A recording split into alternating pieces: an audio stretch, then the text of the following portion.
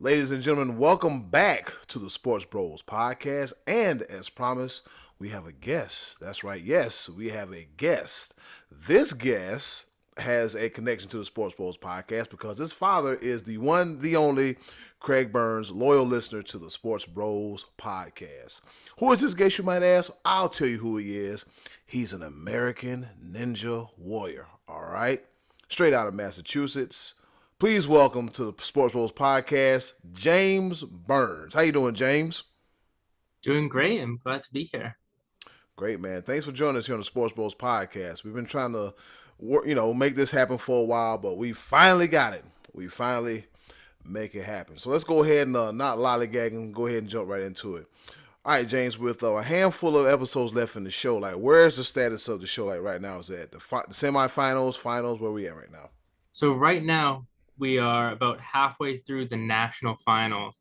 There are four stages that make up the national finals, and the episode tonight just had a bunch of people run stage two. Mm-hmm. There's one episode left, and that'll see competitors on stage three. And if anyone makes it through, they will have a showdown on stage four.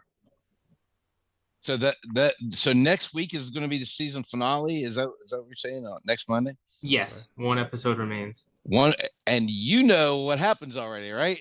I do. I was out there doing some testing, so signed many things that don't allow me to So you disclose what can't happened. you can't tell us. You can't tell us, huh? No, he's not going. No, I cannot. He's contractually obligated to plead the fifth. So we definitely respect that. Respect the honor of the show and everything. And so I would like to lead off. What piqued your interest with American Ninja Warrior, and how was the process of getting on the show? So, taking it all the way back to the beginning, I was always into more unconventional athletic activities, not necessarily doing your traditional sports. And that type of path is really what led me to Ninja. I was fascinated with the show, started training at the gym, and just started getting better and better. The show has a traditional rule where you are supposed to be at least 19 years of age in order to apply, though they have been inviting on some younger kids. So when I hit that age, I decided to apply, decided, why not give it a shot. And I actually didn't get selected my first year. So then a whole nother year of training. I got back into it with what I thought was a much better submission video. And I guess that one, they seem to like it. So that's the process. Everyone has to submit.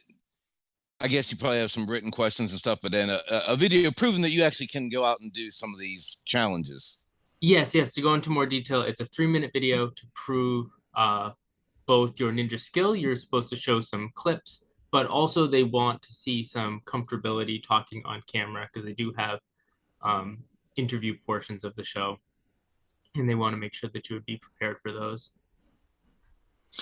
So, like, at what stage are you at when you say, I think this is what I really want to do? I mean, because for me, I eliminated this from being a possibility when I struggled with the monkey bars when I was about 7 years old. I can't do monkey bars or pull-ups, and that's like half the battle won to do this ninja stuff. I mean, at what stage you say, I think I'm good enough for this and I want to compete? Because I know there's not just American Ninja Warrior, the TV show. There's competitions all around the country with this type of thing.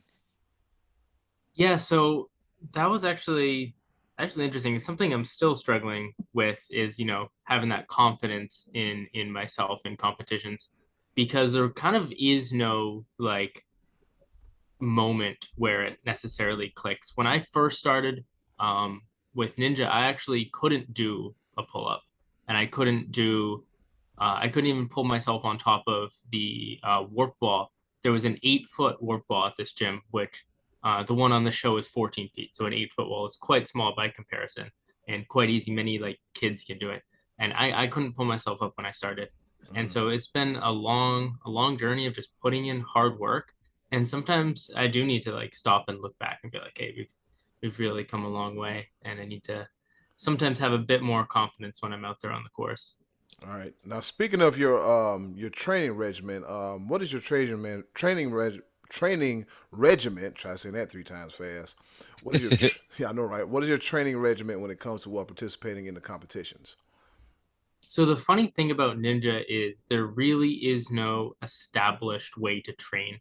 Everybody kind of does it in a different way. So I'll say what I've found myself doing the past few months, but everybody out there is doing something slightly different, and we really don't know what is the best. Only time will tell. We'll see who rises to the top, and clearly what they're doing works for them. So for me personally, my training schedule is dictated by where I am every week. Mm. So on the days that I'm teaching ninja, that is Mondays and Wednesdays, I'll do a little workout in the morning. That'll look like something like a 1 mile run, followed by about 12 minutes of like core. Now, core is very important because when you're hanging with your hands, what directs yourself is using your core to lift your legs and kick them in a certain direction. That's what generates your swing. So having a really functional core is super important for ninja. So about 12 minutes of that. And then um, usually I have this pull-up routine that I'll do where it's a 10 by 10. So 10 sets of 10 pull-ups with about a minute rest in between. And these pull-ups aren't going to be done on a bar. These are done on a ledge to strengthen the fingertips. Okay. And this is something that I've been making the ledge progressively smaller as I've been going. When I started off, it was probably an inch and a half. And then once that became too easy and I knew that I could manage something smaller, cut it down to an inch. And now I can do it on probably 3/4 of an inch is about the size that I'm doing 100 pull-ups on. Oh my gosh, that's insane. That's incredible. 3/4 of an inch. That's not even a fingertip, mind you. What is going on? I've got to ask this because, as you mentioned before, 19 years old, and so we're not going to talk about Scotty D at 7 years old when TV was still black and white, but you open that door. Yeah. But so unconventional athletics, because there's so many things where, like, the conventional way. Eddie Cool played football growing up. I played basketball growing up. Scotty D ran his mouth growing up. I mean, that's obvious because, and he may have sang. He may have been part of the Glee Club growing up. There's a moment. What was your traditional sport before? Like, was there a traditional sport before you went the ninja route? No, there really was no traditional sport. I was always outside. I was spending a lot of time in the woods. I was doing a lot of mountain bike riding and hiking and stuff like that, and kind of would run around in the yard and set up like little obstacle courses. But it was more just kind of like jumping around random stuff that we had. But there really was no um, exercising or training until ninja, and that's why I'm very grateful to have found it, because I can only imagine I'd be in a much worse space if I hadn't. Okay. Yeah, it's I'm sorry, Bill, but this is still a relatively new concept because when I was a kid, there were kids that were good on the monkey bars. There were kids that were climbing trees and stuff that I wasn't good at, and they weren't interested in baseball and football like I was. And what I learned, I met you a few years ago at Beast Ninja, which is the gym in Myrtle Beach, South Carolina, that specializes in this stuff. And what I learned is that there seems to be like a whole community of people that know each other, not just from competing on the show, but other events and stuff. It seems like there's like a whole positive world of people doing what you do that are like supportive of one another. It doesn't seem like a competition of of rivalries as much as it is, of friendships. I mean, am I correct with that? Yeah, you're completely spot on. I found the ninja community to be incredibly supportive. When you're in a real niche like this, there's definitely a lot of bonding that happens because everybody wants it to grow, and everybody wants everybody else to keep going, because it certainly is no fun to compete against yourself. You want everybody else to keep Sure. getting better to really push yourself as well. Yeah, and And what I saw from you in that gym, I mean, and at that point, I mean, this is 3 years ago, and you've come a long way even since then. I thought you were incredible. I mean, you're flying around from bars, you're swinging on things and landing on bars on your feet, and you're crawling up the wall outside the building. I mean, I was like, this kid is really good at this. Go ahead, be live. oh yeah, I was because first thing I think about when you go an unconventional route, you see different videos, different things, and you said that you build your own obstacles. First thing that pops in my head is parkour. Is that something that you ventured in at all growing up, or anything of that nature, or was it just more or less just like because it's one of the ninja the community, and you speak of it as a community. That's something that we didn't grow up having. Like I don't like. Maybe there was a few kids in gymnastics, but really that wasn't even much of a thing growing up or whatnot. And so essentially, um, trying to just get an idea, like it's grown so much, and now it's nothing for a child to see the ninja community and that be their thing growing up. And that's something I want you, if just something of that nature, like um what would you say, like, because again, ninja, I don't have the background on it, but you have more of a background on it. When did ninja become a community for you, and what was that basis of that community? So the first time I really started meeting people was actually when I went to my very first competition. I went to a competition in December of 2018, and it was a National Ninja League competition. And at that point, there already was a community surrounding. This was the fourth season that the National Ninja League was going on. And so there's already a community of people going on. And I showed up and I didn't know anyone. So of course there's going to be that immediate feeling like I was an outsider. So it feels a little weird in the beginning, of course. Um, that's the one downside of a tight knit community. Sometimes it's hard to work your way in, but everybody was super welcoming. I remember there was this kid. So in competitions, people will carry chalk because people will sometimes take a break in between obstacles to reapply chalk to their hands before taking on the next one. And so I remember there was people who um, would volunteer to carry the chalk for me, even though like they hadn't met me before. And I remember that being super important because that's definitely an important part of the competition. And there was also people, to think back, sharing different approaches to the obstacles. When certain people, when they come up with a new technique or a new idea of a better way of completing something, they don't hold it to themselves and try to win with that. They do share it with everybody else so that everyone has that same opportunity. And that's something that's really special. Yeah, I like that, the camaraderie. I mean, it's evident. You can even see it on the show where you have little groups of people rooting Mhm. for one another. So on this particular season, they started off in San Antonio. You were there first, right? Yes, I went down to San Antonio. I believe that was back in March. They had 5 different qualifying days. And so the way that that format works is there are 5 groups of, I believe, about 80 people. And so Wow. each group competes on a slightly different course. So the other groups don't really matter for you. You won't kind of see them until either the semifinals or the national finals. Um, you're only concerned with your one group, and if you are top 30 in your group, then you move on to the semifinals. Okay, so then that moved you to Los Angeles. Yes, so the of 30 are then reshuffled into 4 groups of a little more than 40, I want to say. um, Somewhere around 40, I believe, was on my day. And then you need to get top 12 of that group in order to go on to the national finals. Okay, and that's how you get to Las Vegas. Now you were kicking butt on the course, and what was it? The kaleidoscope? Is that that would cost you on this one? So the Yes, kaleidoscope, those it looked like a stop sign with a little ledge on it, and it Hmm. spun. Is that is yeah, that is that so kind of a description of it? yeah, that actually is a good one because it did have about the front. It was about eight sides. So it was these little cliffhanger ledges, and they were all 4 of these boards were all connected together. So you needed to turn the first one in order to bring the second one into place. Otherwise, it wouldn't be there. Which it was a clever design. I got to admit, it was a pretty cool obstacle. I made it all the way to the final move and just peeled out.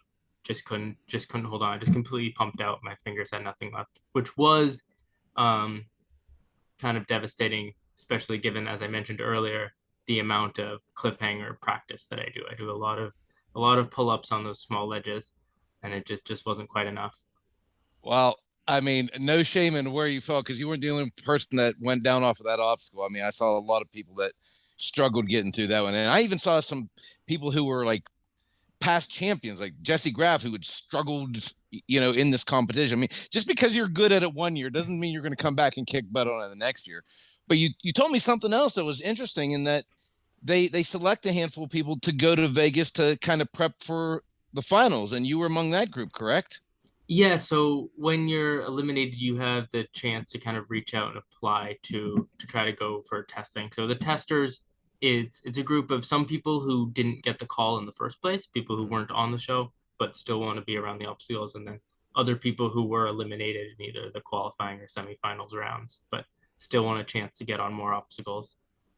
And so going out there, it's a lot of waiting around. You get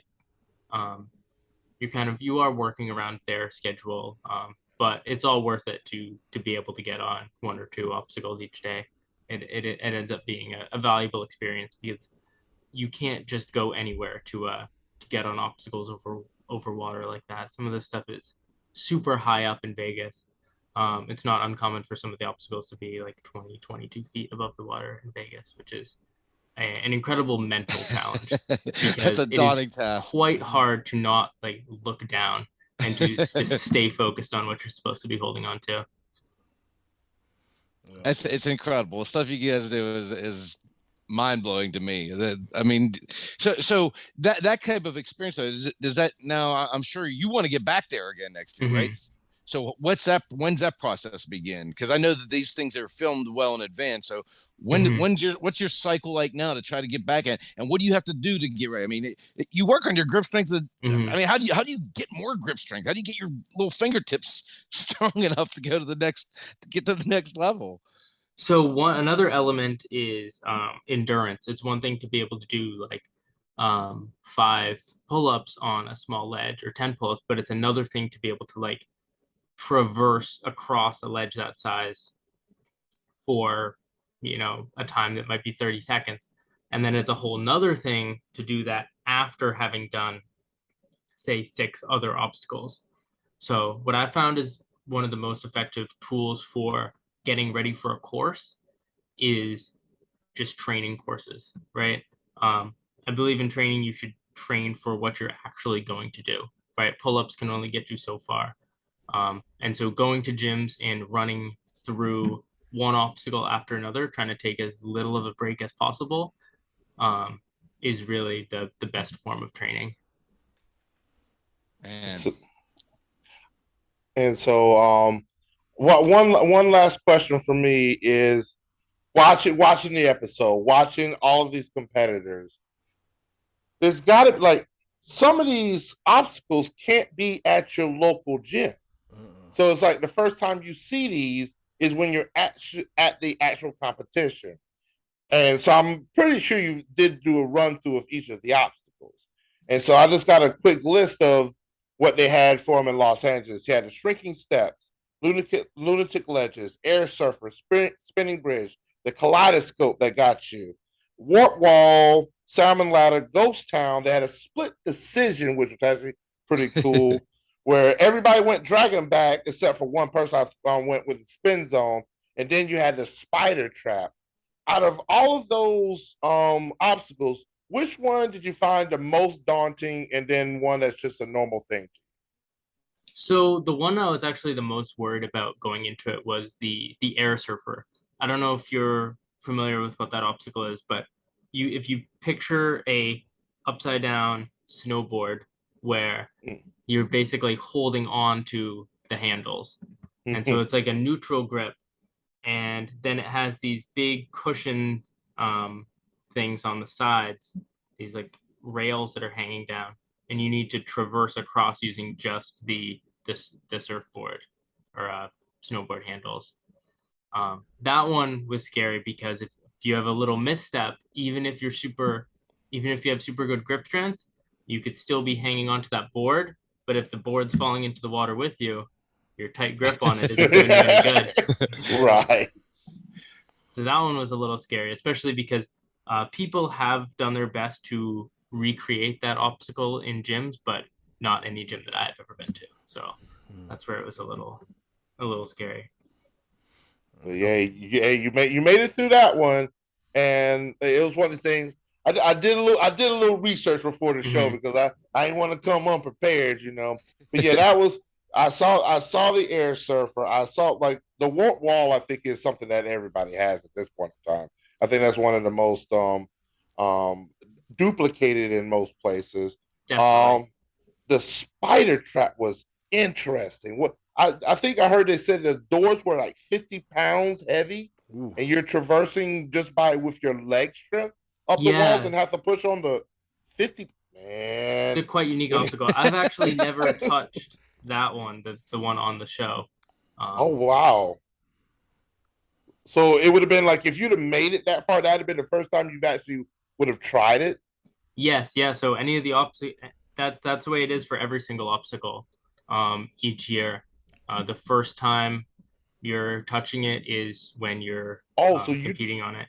You don't get any trials? No. Jeez. The only time you would ever do something twice is if they bring back an obstacle and you did it last year, or if, say, you tested in a previous year and then they bring back one of those obstacles in the next year. Because you obviously cannot compete after having tested in a season.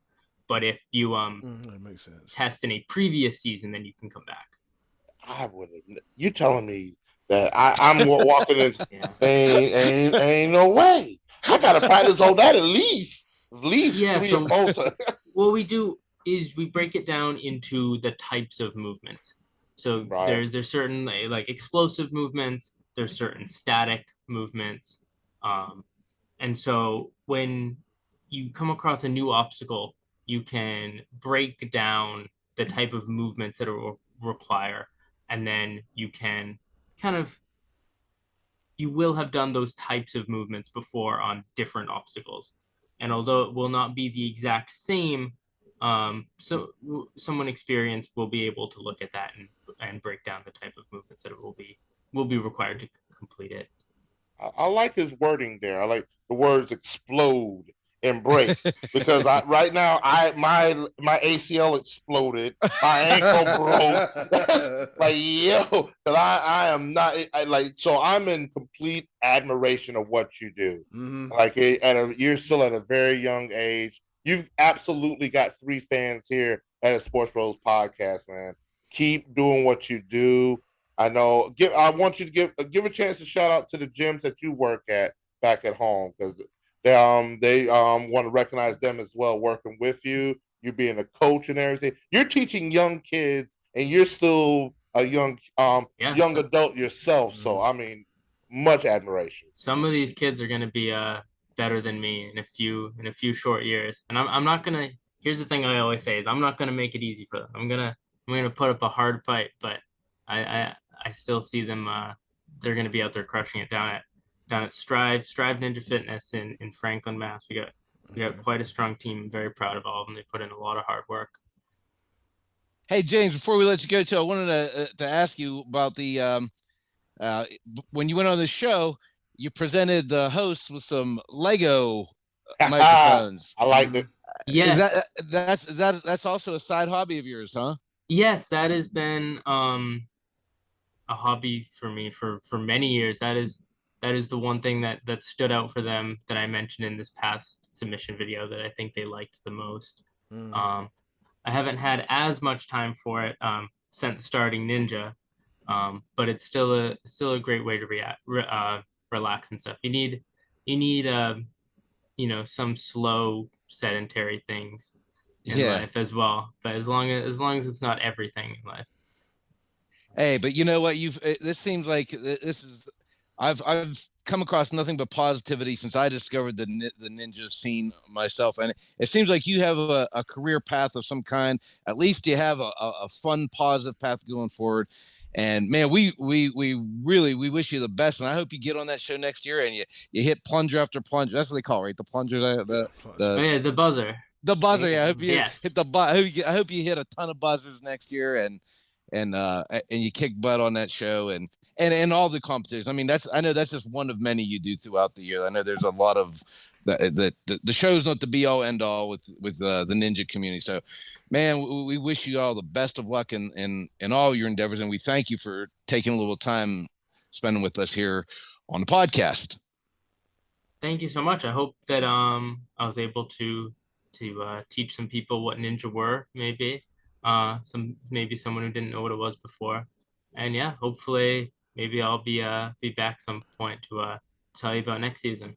Oh yeah, yes, we will have you back. We will have you back, ladies and gentlemen. Everybody, James Burns, American Ninja Warrior competitor.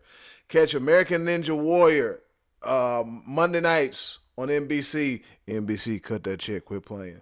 Yeah. Catch him on NBC. James, man, thanks for your time, man. We greatly appreciate it here at Sports Bros Podcast. Coach.